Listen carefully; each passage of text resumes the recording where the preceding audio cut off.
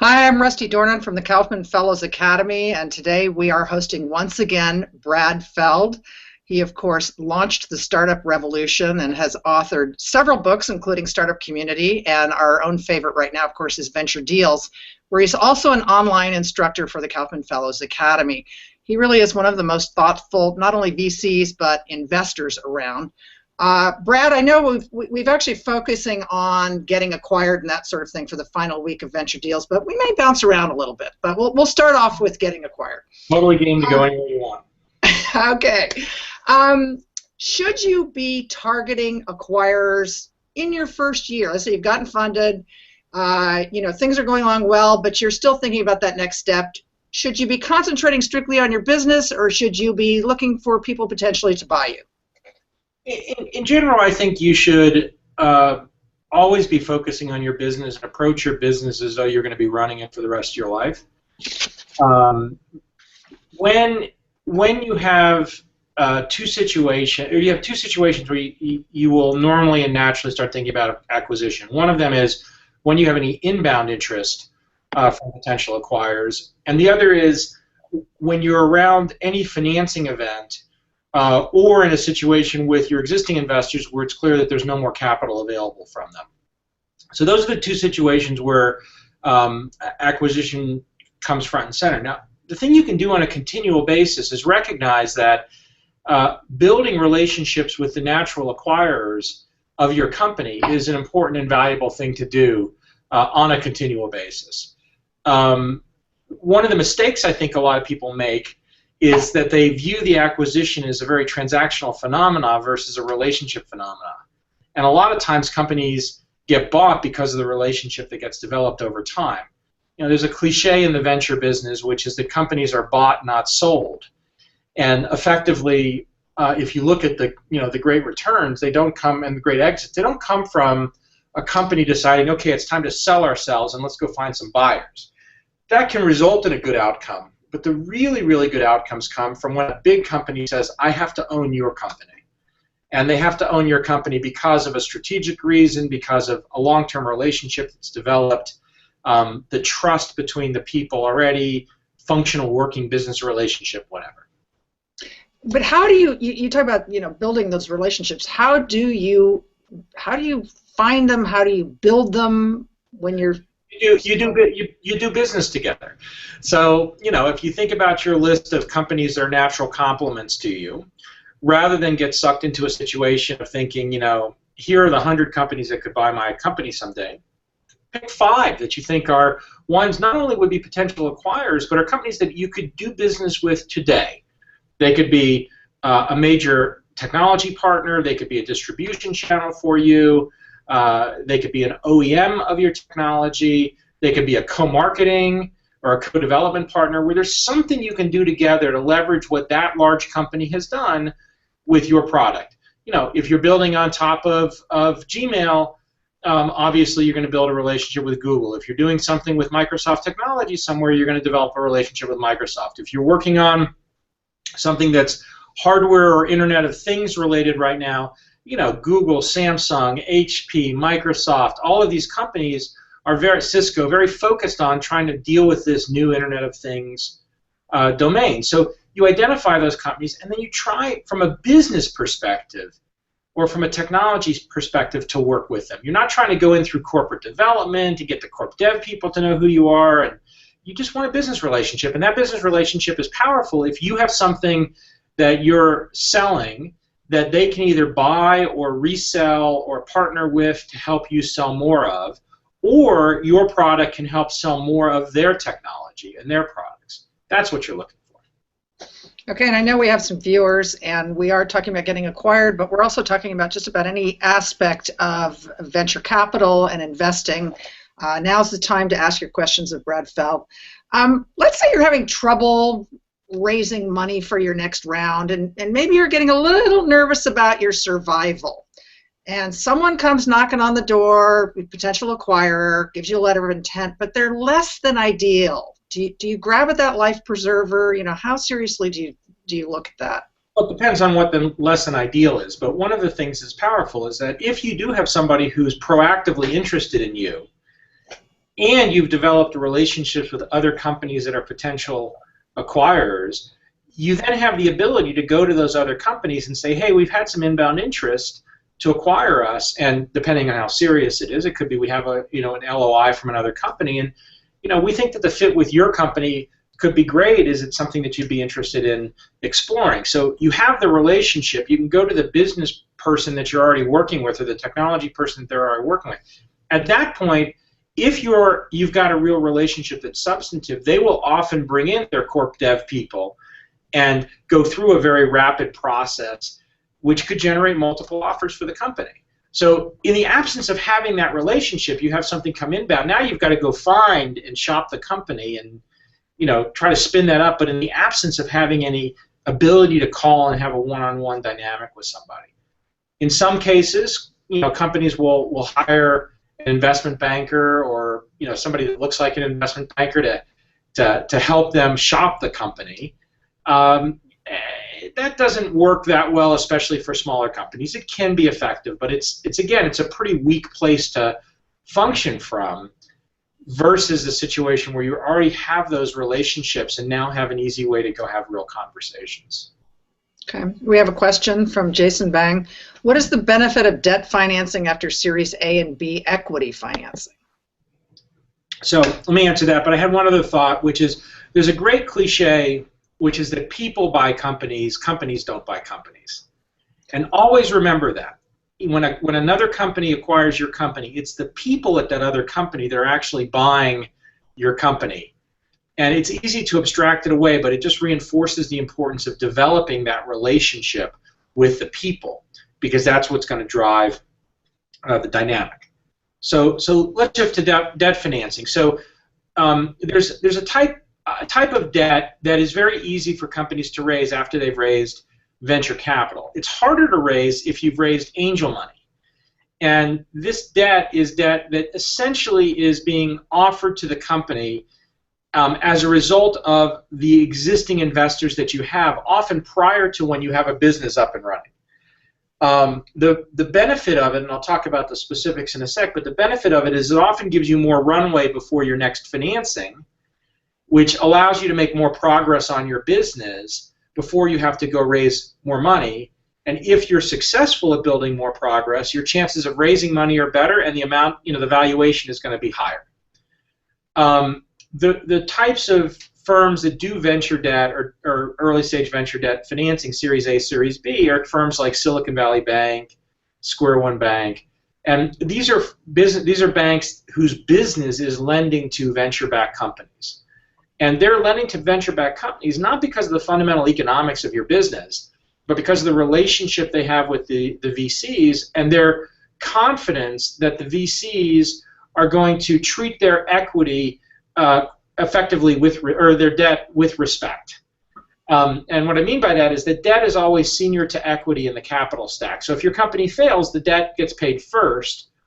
But those companies, Square One, Silicon Valley Bank, are expecting the VCs to do another financing. And so essentially, while you might borrow the money, they're knowing that they're essentially acting as an extension of runway, and then more equity is going to come in behind that.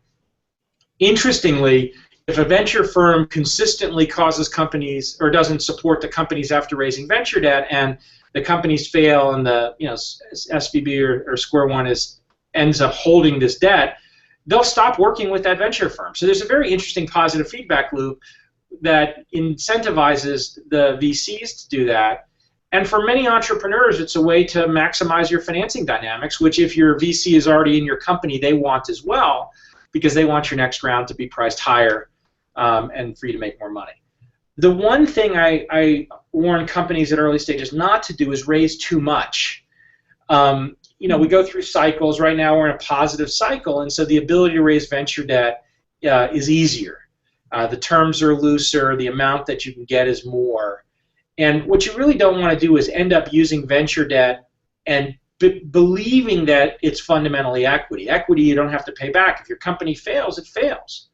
But debt is what really, the idea of debt is that it's really a loan, and you do have to either pay it back, or in the exit scenario or the failure scenario, the bank essentially owns the assets.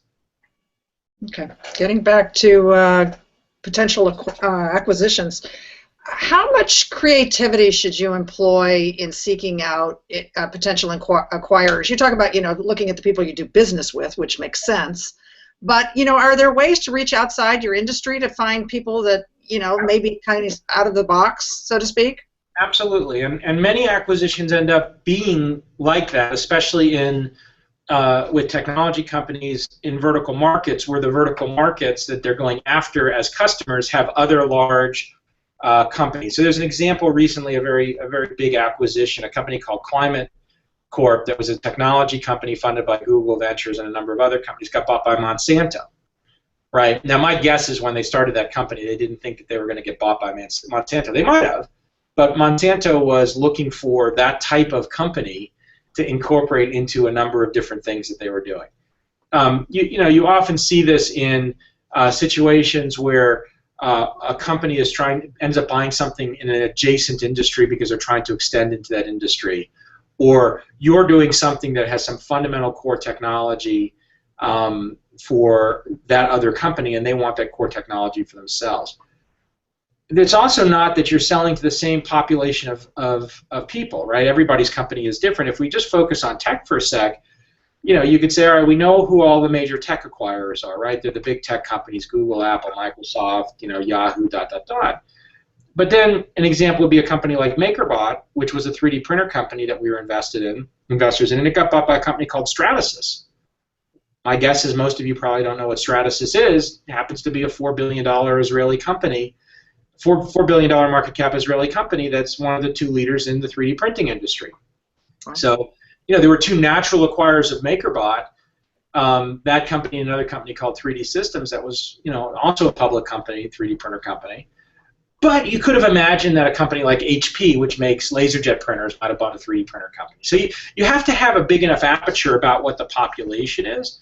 And as an entrepreneur, always be creative. If I had one thing to say on the other side of it, if I wrap these couple of pieces together, I think you can be aggressive about developing these relationships. The key, especially in a situation where you've got some M&A activity going on, is never lie. If you're in a position where you lie, and lying does mean overstating your position, overplaying your hand.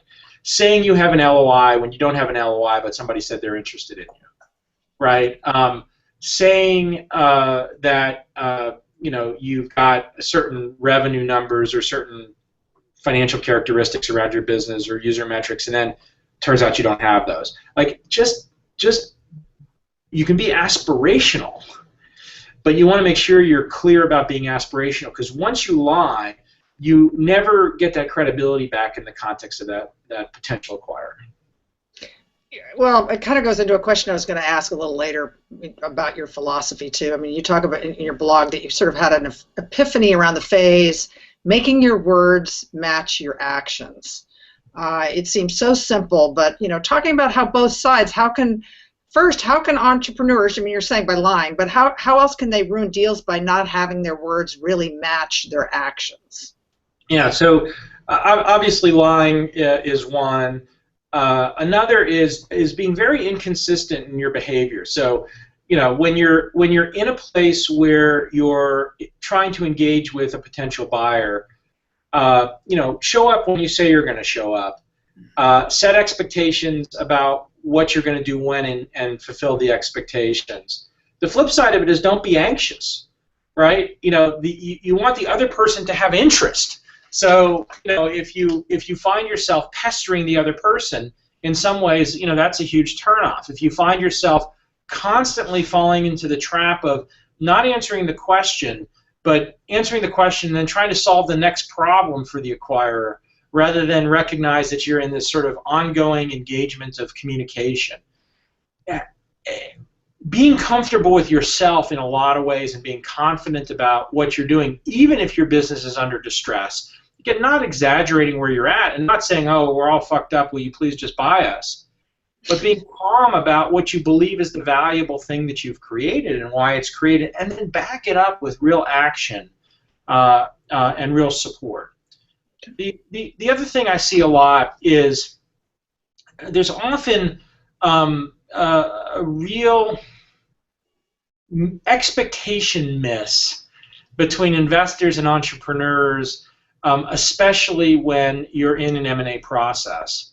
And that expectation miss, when it's a phenomenal outcome, normally that gets taken care of. That cleans itself out. And when you're in a medium outcome, and when you're in a crummy outcome, normally it's just everybody's fighting to figure out how to get to done and get whatever they're going to get. It's that middle case where some of the really weird behavior comes out, where all of a sudden you hear these stories where the entrepreneur wanted to sell and the VCs blocked the sale, or one of the VCs held up the sale because they wanted something else. And almost all of these things are a function of lack of trust and lack of communication amongst the existing investors. And so as the CEO or as the entrepreneur, recognize that you can't just magically turn that trust on.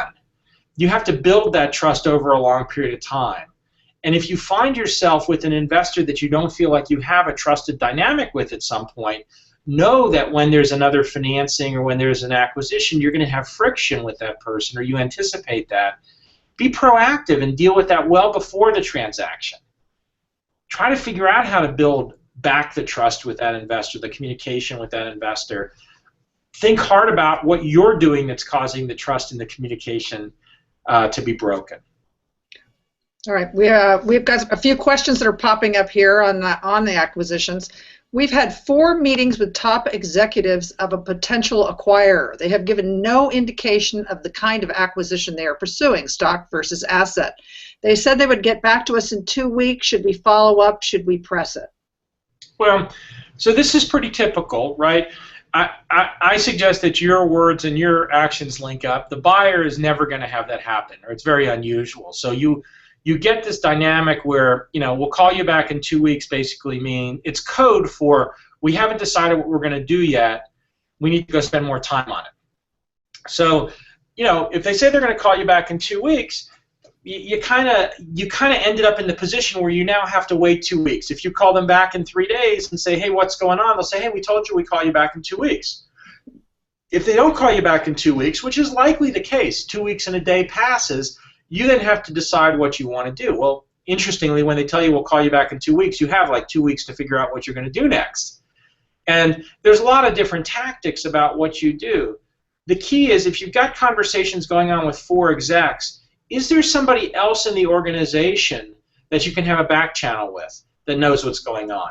Or is one of those execs the deal sponsor who you can comfortably reach out to and say in 2 weeks and 2 days when you haven't heard from them, hey, just checking in, we've got some other things going on. You said you're going to, you said let's touch base in 2 weeks, just touching base, right? So again, coming back to the relationship, if you've had one meeting with these 4 different execs, that's good. But they're just trying to evaluate where you fit within things. If you've got a deep relationship that you've developed with somebody in that organization, it's pretty likely that you could go to them and say, hey, give me a clue. Is there real interest here? Are they just kicking the tires? Are they looking at other things? Are you serious about it? If you have that relationship, you can often ask those questions. If you don't, you have to be very patient. You have to wait your 2 weeks. And then you have to be direct when they don't do what they said they were going to do, which was call you back in 2 weeks. In trying to understand whether they want to engage or not. Okay. One of the things that happens, not just with acquisitions, but also with any sort of relationship with big companies, is something that a friend of mine, Michael Zeiser, calls happy years. Michael's he was at Liberty Media for a long time, and he's now at Alibaba and runs all their U.S. Investing activity. May actually run the worldwide investing activity. I'm not sure. Michael's he comes from a big company perspective and a big company doing deals with smaller companies. He says, what you do is every conversation that an entrepreneur comes out of, you have happy years. You hear what you want to hear, right? You hear those 4 execs saying, we want to buy your company.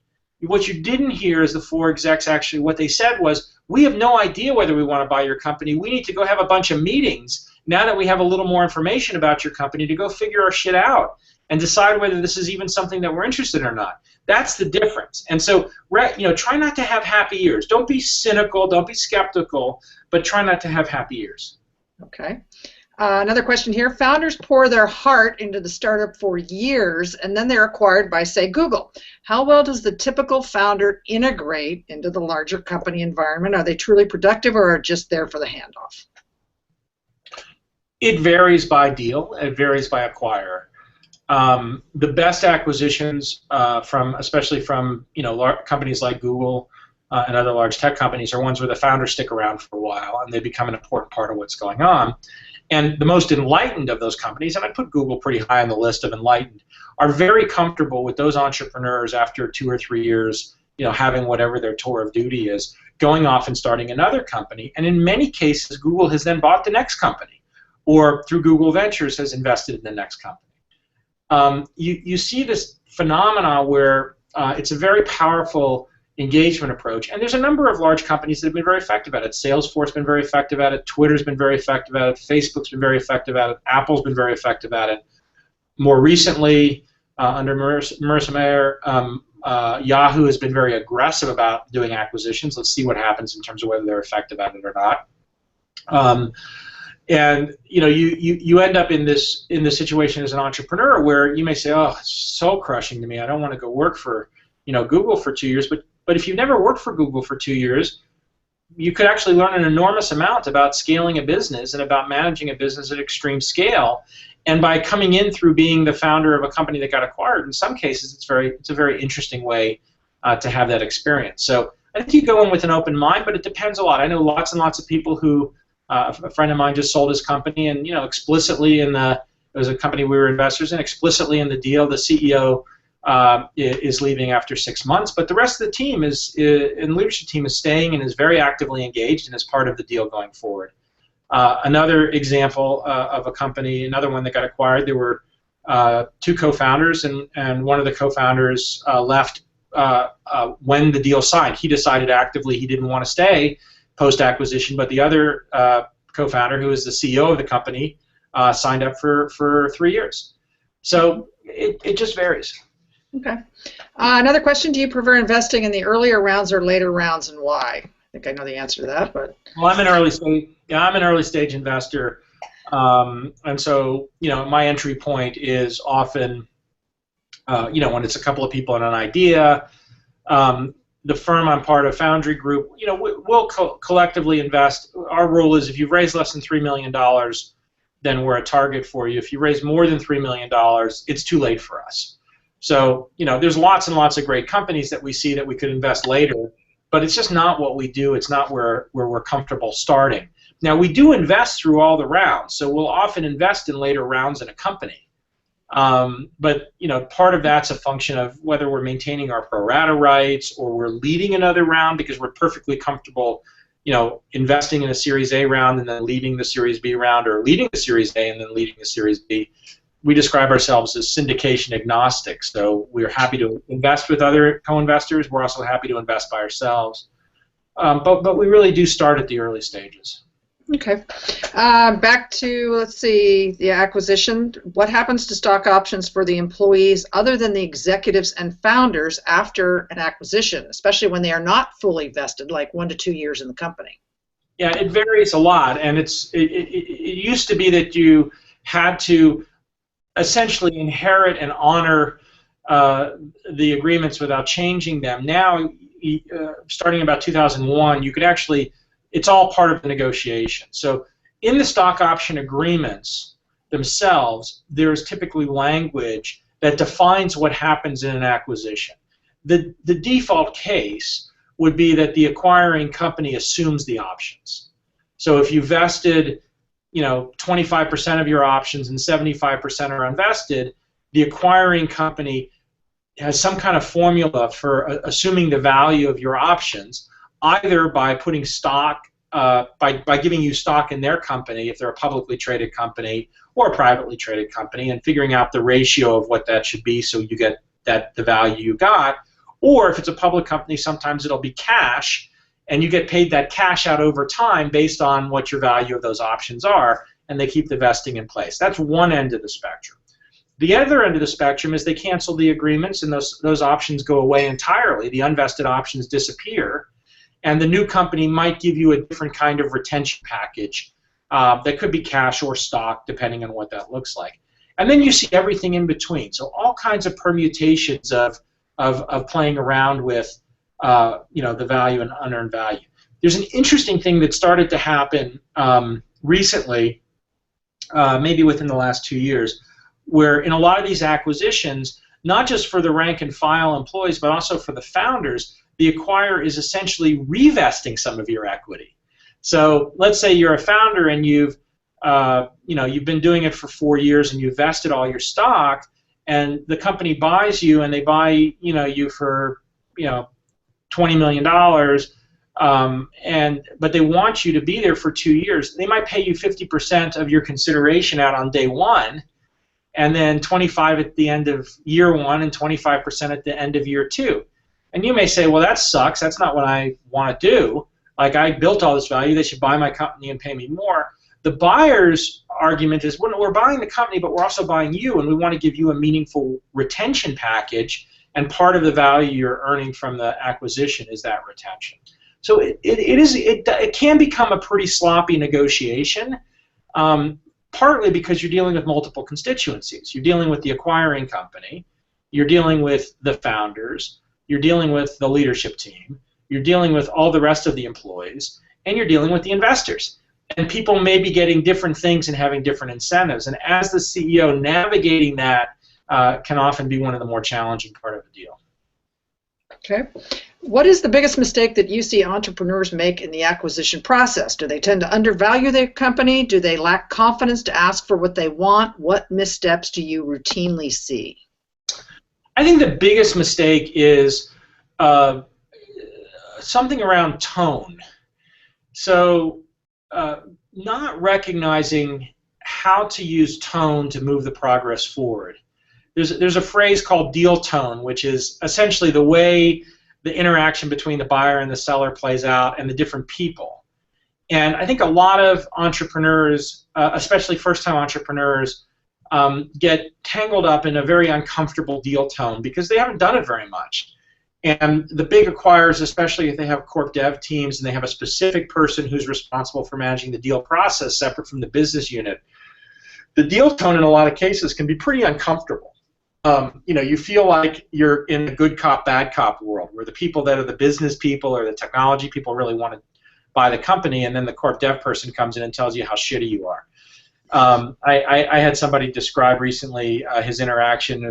It was kind of like being asked to be married at the same time that she hit me in the face over and over again with a cactus.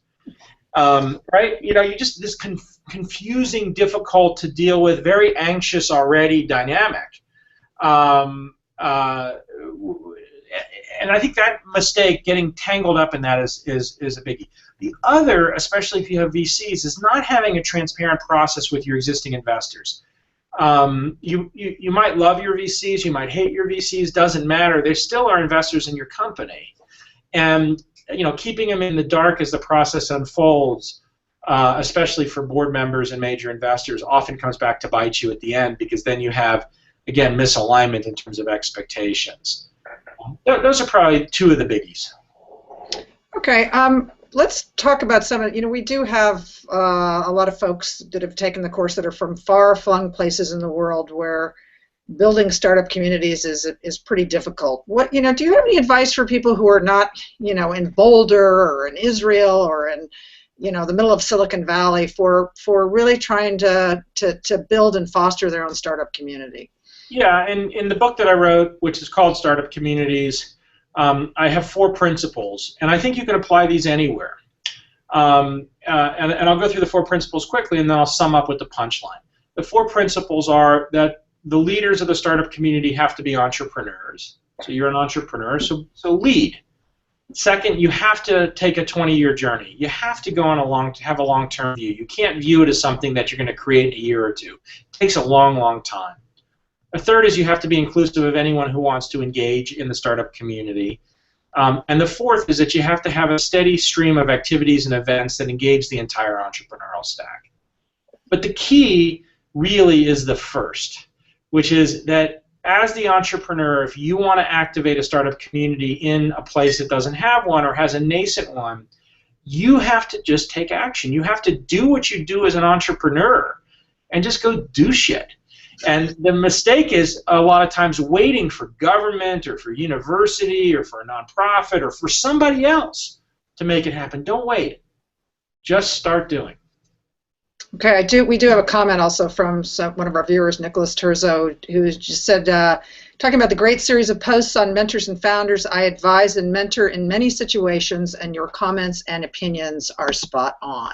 Thanks. I'm having fun writing it. I got 3 of the 18 done, so I got a bunch left. Oh my gosh! Wow, that's huge. Well, anyway, for those of you who haven't been following Brad, please tune in to Feld.com for his thoughts about just about anything on the planet, from investments to depression, innovation, fostering entrepreneurship, you name it. Hopefully we're going to be having Venture Deals again in September, so if you know folks who are interested, they can always go to novawed.com and look for Venture Deals. And once again, Brad, thank you very much. That's very informative and always fun to talk to you. My pleasure, Rusty, and thanks everybody who is part of the course for participating. Great. All right, see y'all.